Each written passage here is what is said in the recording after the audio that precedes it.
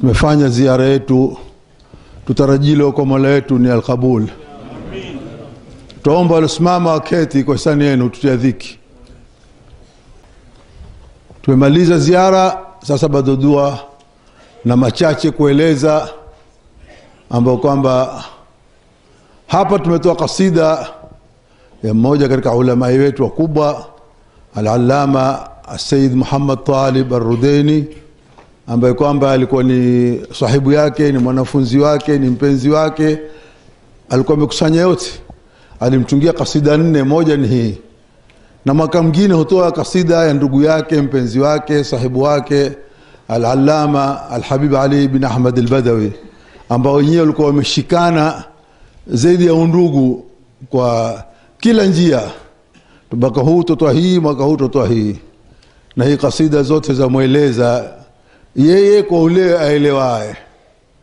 Hapa tumekusudia ni ziara ya mzee wetu al-Habib Said bin Abdullah al-Bidh, ambaye kwamba yeye alizaa Malindi awal ya Shaaban 1330. Alipozaa alikuwa babake ameondoka, amekwenda al-Hajj katika mwanzo wa Rajab.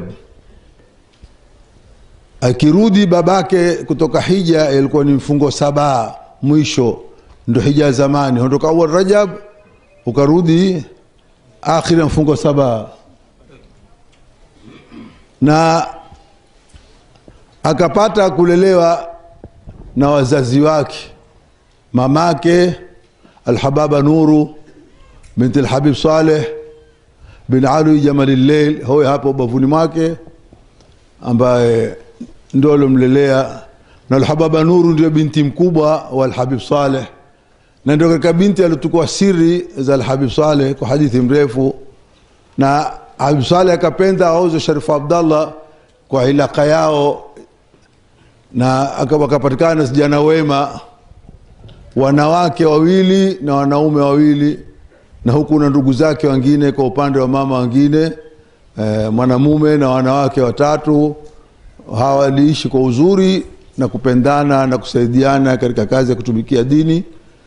Babake alipokufa mwaka 1343, al-Habib Saleh akaona huyu kijana kiketi Malindi na hakuna mzee wake, atakosa ile msimamo utekanao. Akamtuma al-Habib Aidarus bin Saleh Jamal al-Layl na Sheikh Muhammad bin Uthman al-Qumri, wajomba zake mtukue wamlete kwake al-Habib Saleh. Akachukuliwa akaletwa kwa Habib Saleh, na alikuwa ameifundisha kizungu skuli kidogo. Habib Saleh akamwambia mambo hawa msiataki, hata katika matezo yao akaweka meza yeye ndugu yake Sharif Abdurrahmani mwenye baadaye kapita Munani, akamwambia hundi si na mimi ndio, akamwambia msikile mpaka hono kwa hundi si na hundi yo, twende. Akamchukua kana mpaka mahala paitwa Farasi Mbili, akamwambia tuketi hapa, kana naye kama nitakuombea Mungu usahau kizungu. Akaombea Mungu na akasahau Kiingereza muda wa miaka 10. Lakini wakati alipohitajia, alipokwenda Kampala, wakaaliko wazungu na maprinsi, akatoa khutba ya kizungu karibu ya nusu saa, na wakasilimu wengine, na yeye amekisahau. Yeye akasoma Lamu kwa mashekhi kadha baada ya kupata tarbia na masomo kwa babake, na shekhi wake mkubwa alikuwa ni mjombake al-Habib Ahmad ibn Saleh bin Ali Jamal al-Layl, na ndio alikuwa msiri wake, ndio mpenzi wake, ndio muaminifu wake. Na alipoulizwa mwenye badai, kwa nini kumpenda Sharif Saidi kuliko jana zako? Akana huyu hunambia kweli, kimuuliza jambo lote hunambia kweli. Ukienda kuteza mahala kiulizwa hunena tutakucheza mahala kadha, kitukuliwa kitu tena fulani ndio litukua, mpaka leo wenzake kahumkimbia, hawapendi kufuatana na yeye.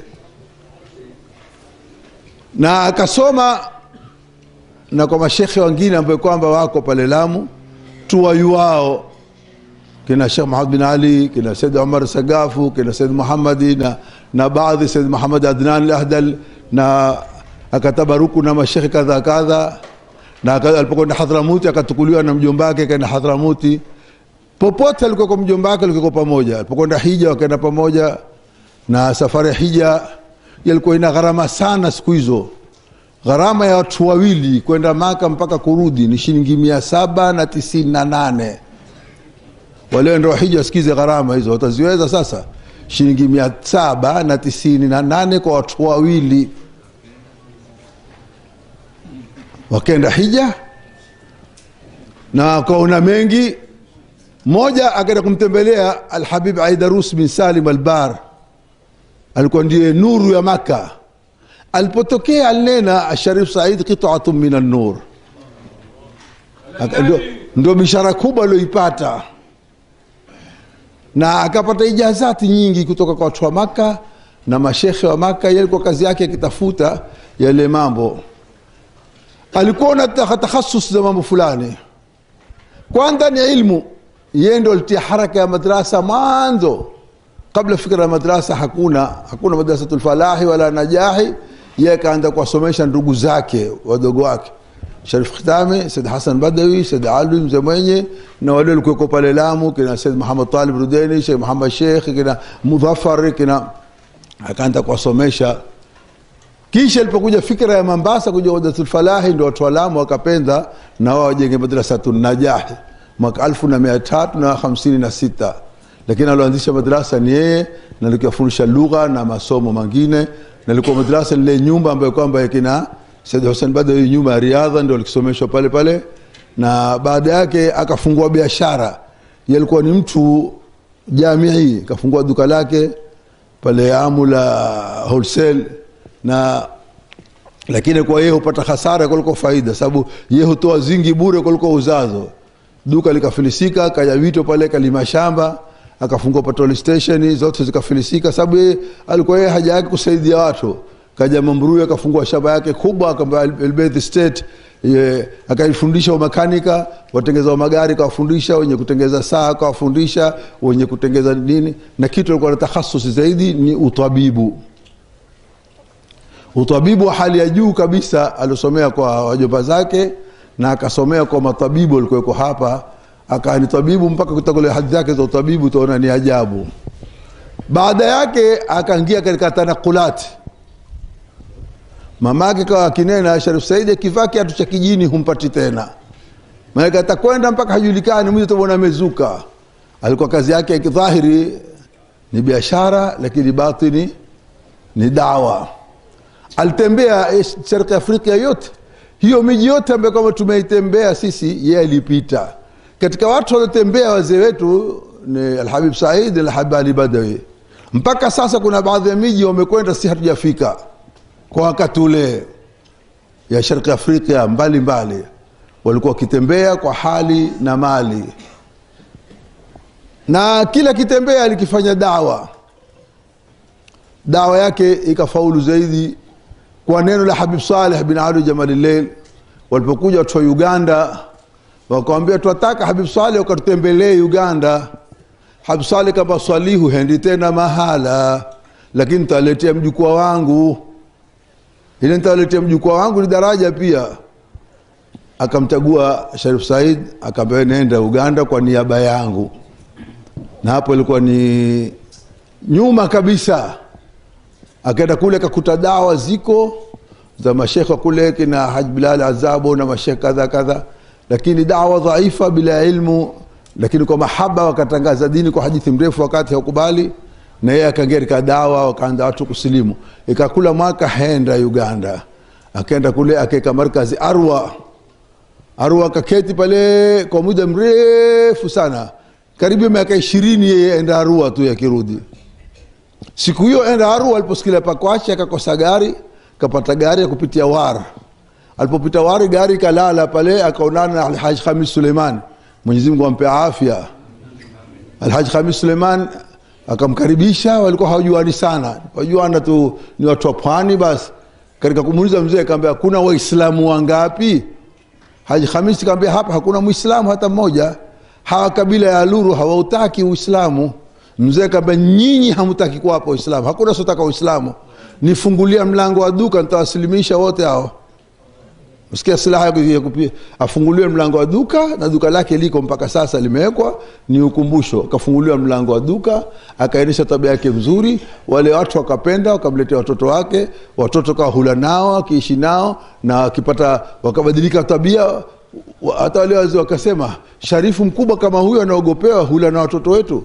Wakaana sisi kusilimu hatuwezi, lakini tutaletea watoto wetu. Tulipotimia watoto 18 wakatukulia walimu. Kwanza alitukulia Sheikh Mahmud Bashambe, kisha baadaye akatukulia Said Abdallah Ar-Rudaini, Said Abdallah Khalifa, Said Abdallah Amin Ar-Rudaini. Akaenda pale keti, kisha akatukulia walimu, ikaendelea War, na yeye akafanya kazi ya dawa. Ikitahamaka War kumekuwa ni kituo cha Uislamu. Wazungu wakafanya mpango, lazima huyu mtu aondolewe Uganda, ataiharibu Uganda. Akaitwa akamwambia aondoke Uganda. Kosa langu kaambia watu ingia katika dini yako. Wewe umekuja kufanya biashara, umekuja kusilimisha watu. Mzee kaambia nimekuja kufanya biashara na nataka Uislamu humpa. Basi wakasilimu watu, na kule sehemu za Aringa ndio wakasilimu zaidi. Wakasilimu na yeye akishirikiana na wazee wa Aringa akawasilimisha. Sasa alhamdulillah leo Aringa kuna watu 4,320,000 ni Waislamu. Baada 1080 ilikuwa hakuna Waislamu. Wameambia serikali ya Uganda hii sasa, sisi ni lazima maofisi yafungwe juma, na zile dawairi zote hukumia zifungwe juma, mahospitali yafungwe juma, hata maskuli yafungwe juma. Ndio nchi pekee yake Afrika Mashariki zitu zote hufungwa juma. Kwa nguvu ya Sharif Saidi kaujenga msikiti ukamalizika. Leo kaenda kule siku ya Juma ndio Jumapili yao, na katika Sharq Afrika ni mahali hapo tu, pengine hakuna. War kule wako karibu ya 60,000 Waislamu sasa, kipande kimoja tu. Ama Waislamu wameenea upande wake na kuwasomesha na kuwafanya tarbia, na kuelezwa ni mengi, na akatumia utabibu, akafanya utabibu hali ya ajabu sana. Wengi hapa walikikueleza namna alikiwafanya utabibu na watu wakipona kwa njia ya ajabu. Utabibu wa kiroho kuombea dua na dua zao zilikipata, na utabibu wa kimwili kuwapa watu dawa na kutoa pesa yeye dawa. Safari moja alimpanda sana, alikuwa mtu na maradhi mabaya, mimi niko Arua, akamwambia Muhammad, huyu mtu maradhi yake ni hatari na nitamfanyia dawa, lakini ni ghali sana, itagharimu shilingi 100. Shilingi 100 wakati hono ilikuwa nauli kutoka Mombasa mpaka Arua ni shilingi 56. Sasa je, shilingi 100 tamfanyia dawa shilingi 100? Alipomfanyia dawa mzee kwa gharama zake, akampekea siku ya pili, akaka mbele dawa nimeata mahala mmesahau. Mzee akamwambia hutaki dawa wewe, kama utaka dawa kitu kitakacho mbona hukisahau? Basi alikuwa na mambo kama haya. Alikuwa yeye ni tabibu mkubwa, alikuwa ni mwindaji mkubwa, alikuwa shabaha yake haikosi, alikuwa ni mfanyaji biashara mkubwa, lakini faida hakupata. Alikuwa ni muujiza, alinunua gari Nairobi bila kuifundisha, akaenda mpaka Mamburui. Hakwenda chuo chochote kufundisha gari, akalikinua lipiga morteni ndia mara makatona, hakuna lami kabisa, akaingia nayo hapa. Nimuuliza wewe kwa miguu umekwenda mara ngapi Lamu? Akasema sina hesabu nazo, ama kwa baskili imekwenda mara 7 kutoka Mamburui mpaka Lamu kwa baskili amekwenda. Kaambia ajabu yako ya safari, akanambia nimewahi kuondoka Riadha ya Mamburui mpaka kuingia Riadha Amu kwa masaa 3 kwa ndia Maram. Sasa ni ajabu, kutoka ndani ya Riadha mpaka Riadha masaa 3. Na mengi na mengi na mengi utapata hadithi. Safari moja tutamaliza hadithi kwa ufupi wakati hukubali. Alikwenda Kipini, akasikilia magharibi na watu wa Kipini wako, na Sheikh Abdallah Kadara ndio kwa rafiki yake mkubwa sana. Safari nyingi za Maguu alikuwa na Sheikh Abdallah Kadara, Sheikh Abdallah Muhammad Bakathir alikuwa ndio msiri wake, ndio mwendani wake. Basi katika kwenda safari aliposikia pale wako hapigia mayo watu wa Kipini waete chombo wavushe, watu wa Kipini kwa huangalia tu pane. Jamaa ikailia ubinadamu, watu usiku kama hunu hata mmoja hashutuki, ngaka nifuatia huangalia tu, huyo na matawa kirudi, huyo na matawa, hakuna hata mmoja. Kitahamaka asikia sauti ya simba, asikia sauti ya simba tena ayo upande wao, Akipiga taa tochi akaona joka kubwa limetatia kwenye mti. Sasa afanye namna gani? Alfajiri watu wa Kipini wakaja kama Sharifu, tusamehe tumeona sisi, lakini kuna ngwena hapa pani kule, tukimpiga taa hata kikuondoka, tukiingia ndani kidango litipindua tukazama, ikawa baharini kuna ngwena, bara kuna simba, mtini kuna nyoka. Basi mambo kama hayo ni mengi na hadithi zake ni nyingi, na ni mtu ambaye kwamba amesaidia umma na ametumikia umma. Kitu ambacho kama alikuwa una ajabu, alikuwa una sidqi, ukweli na samt. Alikuwa haelezi kazi zake. Sisi jana zake alikuwa hatuelezi mpaka tukazipate kule, tena tumuulize ndio atuambie ni kweli. Alikuwa haneni kabisa. Kisha alikuwa na ihtirami kubwa ya kuheshimu mashekhe zake. Mimi naona heshima yake kwa Al-Habib Muhammad Adnan Al-Ahdal ya hali ya juu. Siku alipokwenda kumwangalia mimi sikufuatana naye, lakini mzee wetu Al-Allama Said Ahmad Adnan akatuambia alipoingia Sharif Said Ahmad Adnan kaka akazungumza na yeye saa mzima. Mwisho mazungumzo kwa Sharif Said, tuombe Mungu watakao kufunga mwakani, ilikuwa tarehe 28 Ramadhani, watakao kufunga mwakani Mwenyezi Mungu awabarikie. Mzee kanyama kimya. Mbona umenyama? Huchakufa? Kamba sichikufa, sina amali. Atu ndo hawana amali. Kamba tegeza dhana yako kwa Mungu wakati ya Fatiha, watakao kufunga mwakani.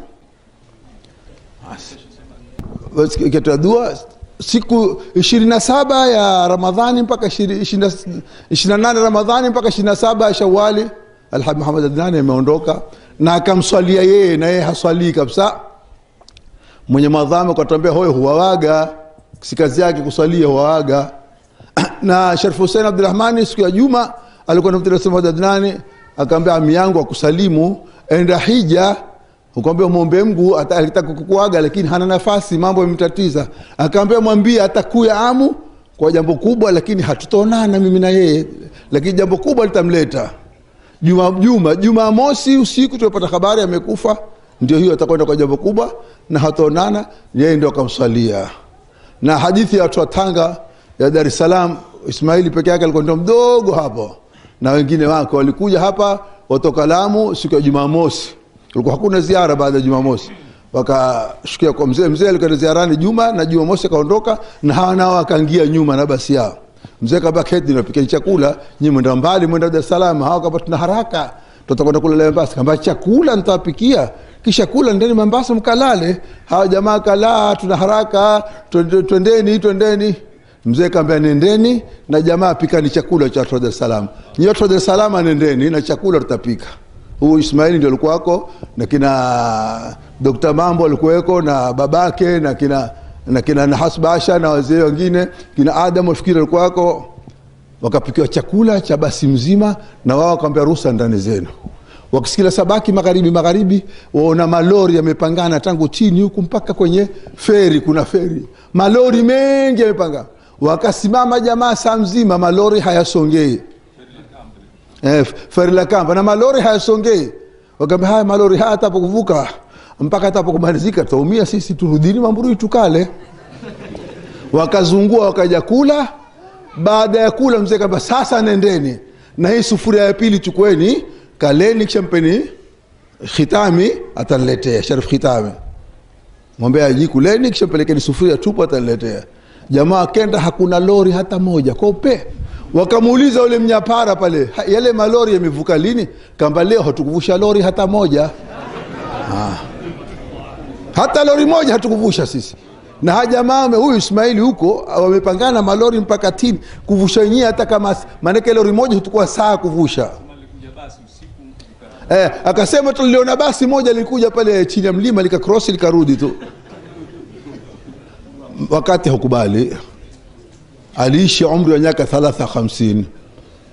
Tumeeleza alipokwenda hija namna alotakiwa na mwenyewe Mtume SAW, na akawaga watu na akaniambia mimi mwambie mamako asinitengezee chochote, si mtu tena wakula mimi. Mwambie asinitengezee chochote wala sina miko tena. Nikamwambia wenye meli wameasumbua, waliketi katika meli siku 14 kuingoja Jida. Je, mzee utawashitaki? Akamba sijui wengine kama watashtaki, lakini sisi hatuna wakati tena kushtaki.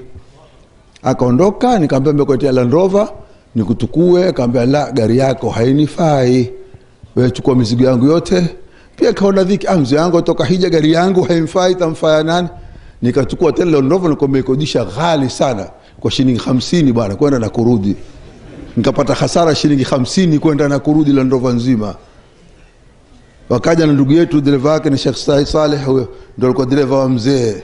Wakasikia pale kwa kitaka gari kapinduka. Mwenyezi Mungu akamhifadhi Saidi, na naibu yake Saidi, na Mungu ampe umri mrefu. Hii ndio hadithi yake mzee, Mwenyezi Mungu ampe umri. Sasa tutasoma dua hapa inshallah taala. Baada ya dua tutakwenda Sheikh Saidi, watu wataka kuona bwana. Wameinua vitu kule. Huyu ndiye alikuwa dereva mzee mwisho wa safari, na rafiki yake na Alhaji Hassan Hussein ambaye kwamba ni mgonjwa, na wanawake walikuwa watu watatu. Mwanamke mmoja akafa, mkeo Arua, na mke wake akapona, na hiyo akapona. Sasa tusomea dua, tuteni nia zote. Kila liloharibika Mwenyezi Mungu alitengeneze. Kila balaa Mwenyezi Mungu aondoshe. Wenye ukame Mungu ape mvua ya kheri. Wenye mvua kheri ape matunda mema. Wenye matatizo yote ya dini na dunia na akhira Mwenyezi Mungu atutengenezee. Na kila alosaidia katika ziara kama hii, kwa lolote, kwa maoni, kwa kazi, kwa kuhudhuria, kwa utumishi, Mwenyezi Mungu amtengenezee yale alonuilia inshallah taala. Kwa kila alitakalo, mtu sikose alitakalo. Hapa inshallah taala tutamuomba Sharif Hussein asome dua. Na wajawazito na wagonjwa mahospitali, siku zimekuwa safari ni ya India tu, enda wapi, wana matatizo. Kuna watu wana magonjwa hajulikani magonjwa gani, kuna watu wana mengi. Ukihudhurisha nia yako kweli utapata. Sio utapata leo hapa nikamwambia wewe inue mikono, waliopata utaona mikono imejaa mpaka mwisho kule. Waliokuja hapa wakaomba wakapata. Wala hatuombi makaburi, wala hatumuombi Sharif Saidi, wala Hababa Nuru. Tuomuomba Mwenyezi Mungu alowapenda hawa. Kama namna alowapa hawa, na sisi atupe. Hawa walipendwa na Mungu, na sisi tuombe Mungu kama alowapenda hawa, na sisi tupe. Wao hawana chochote, wala maiti hakusaidii, wala hai hakusaidii. Na ule anao kwa hai ndio aweza kuombea Mungu ukapata. Ndio shirki hiyo. Kwa nini kwa hai za kuombea Mungu kupata, maiti asiweze kuombea Mungu? Kwani maiti Mwenyezi Mungu hamtaki tena maiti? Iki hamtaki tena maiti, kuna Uislamu tena na mtume amekufa? Waliyadhu billahi. Maiti na hai kwetu daraja moja. Leo hai Mungu humjibisha dua, na alokufa Mwenyezi Mungu humjibisha dua. Basi. Na pia tusisahau mwisho kabisa kuombea dua mzee wetu Al-Habib Abdul Qadir ibn Hassan bin Ismail Al-Hamid, ambaye kwamba yeye ndiye mzee wa Burda, na watu wa Burda wamechukua hatua kubwa sana katika mambo ya ziara na nini, kama wengi walisaidia, na yeye ndiye mzee na apenda sana. Hivi sasa asikitika kwa hakuweza kuhudhuria, basi sasa ni mgonjwa, na ugonjwa wake ni utu uzima na mambo mengi. Mwenyezi Mungu ambakishe kwa khair na salama, na sisi tupate baraka zake na nafahati zake. Tutasoma dua, tutaharak, tutapita kwa Sheikh Abdullah Bafadhil, tutakuwa na zafa zetu mpaka Riyadha. Baada ya maghrib tatabaruku kwa kichache kile. Usikose baraka. Sheikh Abdullah bin Al-Haddal sema sirruna fi ta'amina, lakini usifasiri ta'amina ni kula wewe, na pia ukitoa wewe pia katika siri nayo. Sio sirruna fi ta'amina ule wewe, na wewe pia ukitoa katika sirruna fi ta'amina. بسم الله الرحمن الرحيم. اللهم إنا نقدم إليك جاه هذا النبي الكريم، ونتوصل إليك بشرف مقامه العظيم أن تلاحظنا في حركاتنا وسكناتنا بعين عنايتك، وأن تحفظنا في جميع أطوارنا وتقلباتنا بجميل رعايتك وحسين وقايتك، وأن تبلغنا من شرف القرب إليك وإلى هذا الحبيب غاية أعمالنا، وتتقبل منا ما تحركنا فيه من نياتنا وأعمالنا، وتجعلنا في حضرة هذا الحبيب من الحاضرين، وفي طرائق اتباعه من السالكين، ولحقك وحقه من المؤدين، ولعهدك من الحافظين. اللهم إن لنا أتماعا في رحمتك الخاصة فلا تحرمنا، وظنونا جميلة هي وسيلتنا إليك فلا تخيبنا. آمنا بك برسولك ما جاء به من الدين، وتوجهنا به إليك مستشفعين أن تقاتل والقابل المذنب منا بالغفران والمسيء بالإحسان والسائل بما سأل والمؤمل بما أمل، وأن تجعلنا ممن نصر هذا الحبيب ووازر ووالاه وظاهر، وعم ببركته وشريف وجهته أولادنا ووالدينا وآل قترنا ووادينا وجميع المسلمين والمسلمات والمؤمنين والمؤمن في جميع الجهات، وأدم راية الدين القويم في جميع الأقطار منشورة، ومعالم الإسلام والإيمان بأهلها معمورة مانا وسورة، واكشف اللهم كربة المكروبين واقض دين المدين واغفر للمذنبين وتقبل توبة التائبين، وانشر رحمتك على عبادك المؤمنين أجمعين، واكف شر المعتدين والظالمين،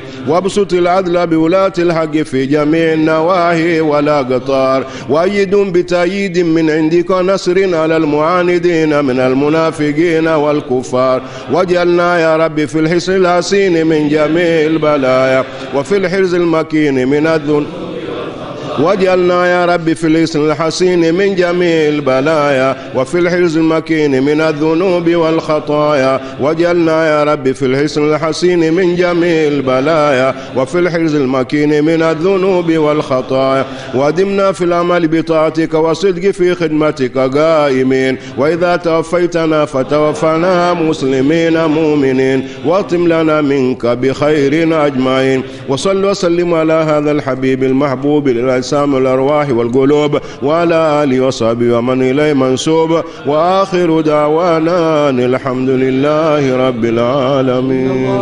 ملائكته يصلون على النبي يا أيها الذين آمنوا صلوا عليه وسلموا تسليما اللهم صل وسلم. Sasa hapa tutakapata dua inshallah kwa Sheikh Abaghadha Fatha na Sheikh Muhammad Salim Al-Amudi tuombe dua, na ndugu yetu Mahsan Sharif Al-Qadhi yeye ndio tumemwakilisha kuwasimamia wageni wa nje wakifika Mambrui. Mgeni wa nje yote kama atakuja siku ya Maulidi ya Nyakamia wa East Africa sisi wenyewe, lakini wale wa nje yeye mashallah wajulia zaidi, yeye na Sharif Taha bin Ali Al-Haddad, Sharif Taha bin Ali Al-Haddad kwa upande wa Mombasa, na kisha Malindi ni yeye, na mipango iko nidhamu, na watoto wamesimama. Muombeeni sana, kazi yote ni wao, mimi sijui lolote, mimi ni kuwasukuma. Tuombeeni Mungu aendelee na mambo haya. فاتحة إلى حضرة المصطفى بسم الله الرحمن الرحيم. صلاة عليه أنت عليه غير مقبول إن شاء الله يا رسول الله. الشيخ محمد سالم إن شاء الله سالم. بسم الله الرحمن الرحيم. اللهم صل وسلم على سيدنا محمد الفاتح لما أغلق والخاتم لما سبق والناصر الحق بالحق والهادي إلى صراطك المستقيم، صلى الله عليه وعلى آله حق قدره ومقداره العظيم. ربنا تقبل منا إنك أنت السميع العليم، وتب علينا إنك أنت التواب الرحيم. ربنا لا تزغ قلوبنا بعد إذ هديتنا وهب لنا من لدنك رحمة إنك أنت الوهاب. ربنا آتنا ما وعدتنا على رسلك ولا تخزنا يوم القيامة إنك لا تخلف الميعاد. ربنا اغفر لنا ولإخواننا الذين سبقونا بالإيمان ولا تجعل في قلوبنا غلا للذين آمنوا ربنا إنك رؤوف رحيم. رب اغفر وارحم وأنت خير الراحمين. وصلى الله على سيدنا محمد وآله وصحبه وسلم والحمد لله رب العالمين.